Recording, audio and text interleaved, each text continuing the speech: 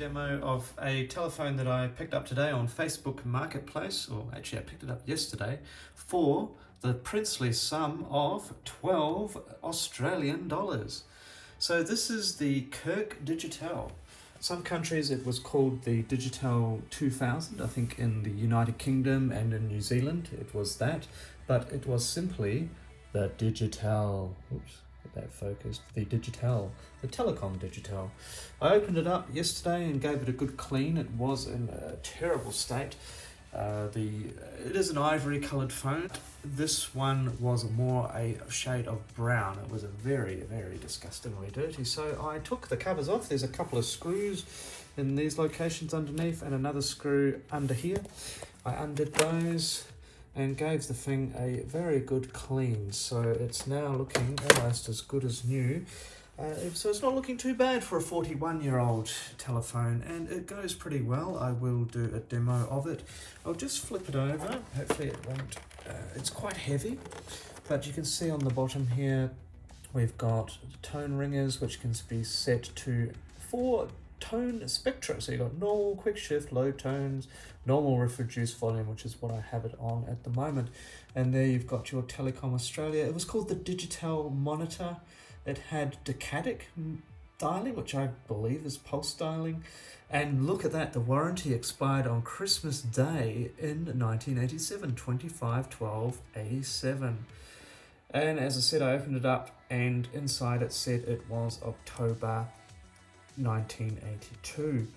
And there you go, the standard electric Kirk AS and Denmark, supplied by STC, an Australian company.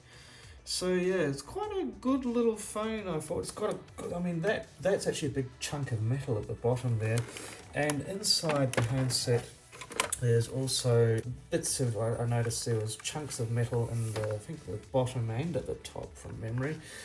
And another interesting thing is there is apparently a mercury switch. So when you are talking on the telephone and you have it vertically, the microphone is obviously working, but when you tip it, you probably can't hear that, but there is actually a mercury switch which turns the microphone off. So you could actually have a conversation like that and no one would be able to hear you. So I will do a demo of it as well.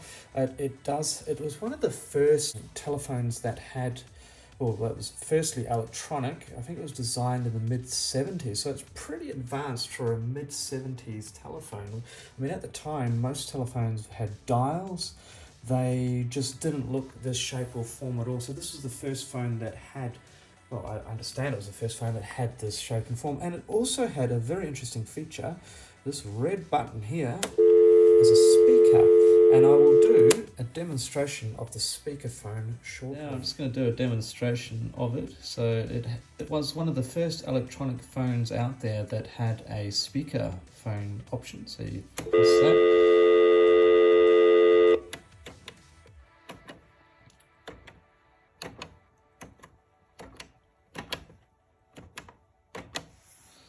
So let's see what that does.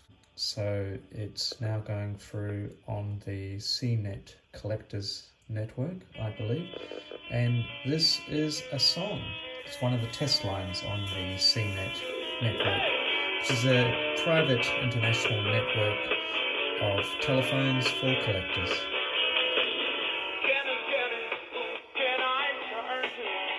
So it's not a bad phone. It's made in Denmark, I understand. And it even has a volume control on the top here, so if I turn this, it turns the volume up and down, which is quite good. Don't know what the A, B, C, D keys do. I believe they might have been used to program PABX systems. I believe the R is not redial, it's recall, PABX recall, I think. And some of the other countries have buttons in these locations as well. Often there's one with a K in this location. But yeah, the Kirk Digitel 2000, or in Australia I think it was just called simply the Kirk Digitel. Oh, in Australia we've got flies in the house, look at that.